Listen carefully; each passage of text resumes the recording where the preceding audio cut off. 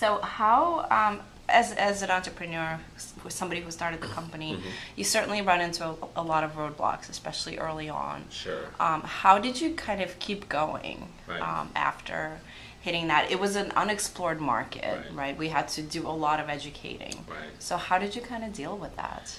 Uh, Once again, belief is a big part. I mean, an entrepreneur actually, if you think about what an entrepreneur has to do, anyone who joins a startup has to do, um, you're asking them to do something almost ridiculous, right? You're asking them to take a chance with their career, a chance with with the money that they bring home, which then impacts their family, impacts their savings, impacts their house, um, and it's not a rational choice. And so you almost have to take that sort of irrationality and just bulldoze through everything, uh, and just find that belief, and that's the energy that you have to use. And I'll give you a couple of examples and this is actually on the funding side. Um, our first funding was after the dot-com bust. The Nasdaq had dropped. It was about 3 months after the fact, and everyone was running for the hills. And we were looking for funding, our first funding, our Series A funding, and and it was a lot of hard work, but we got it. Okay. Um, our Series B funding, we're actually doing great. The numbers were up until the right. We were doubling every quarter. It was looking fantastic, but it was still like now we were in the depths of dot-com bust. I mean, it was bad. Nobody was investing, and we were looking for Series B. And then we found someone, Foundation Capital, who was willing to invest, and we were going through the due diligence period, the legal period, and we were looking to close right when our Q3 closed. They were looking for the numbers, see if we can hit our numbers. September 11th happened.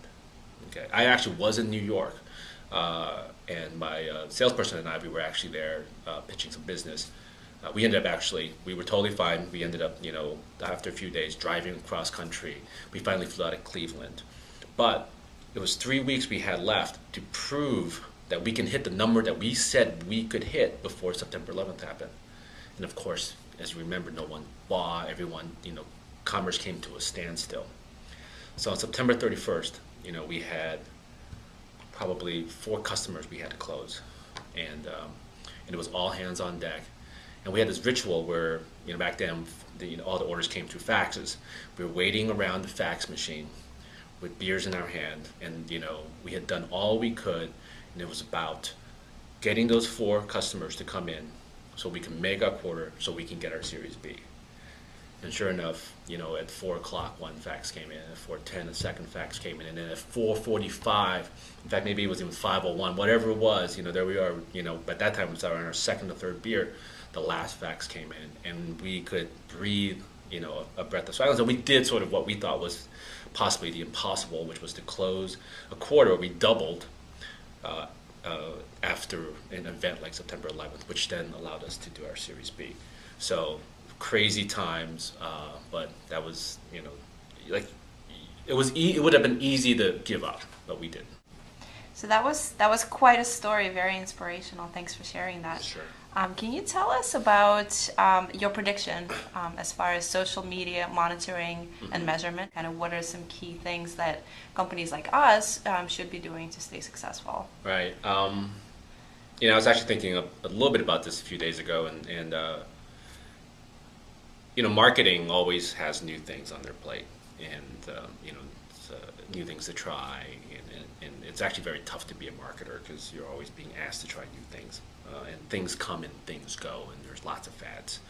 But social media is not a fad. I mean, there's three major components I see marketers have to deal with. They always had to do. Originally, it was broadcast. You had your message and you broadcast widely. It actually hasn't gone away. It's a smaller part of the budget, but it hasn't gone away. And then there was the one-to-one thing where it was email marketing, direct marketing, web personalization, where a single person would come in, and then you would have to sort of treat them all differently or send them individual messages, one-to-one, right? That was a big thing, still there, hasn't gone away. So you add this big third thing called social media, which is marketers have to deal with networks, and deal with networks in a very open way. And communicate not only with individuals, but groups of individuals that then have a lot of influence downstream.